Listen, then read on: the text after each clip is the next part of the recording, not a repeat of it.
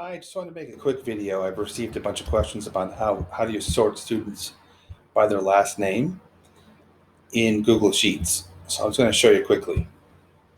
If you hold the click, and highlight all the data that you want to sort, you then go up to Data, then do Sort Range. And in this case, the student's last name is column C, so I'm going to pick column C,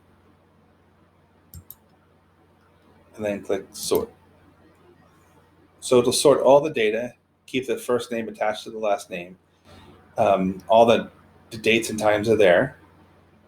And it's easier to check your attendance at Aspen when we have it lined up in a row alphabetically. So if you have any questions, just let me know.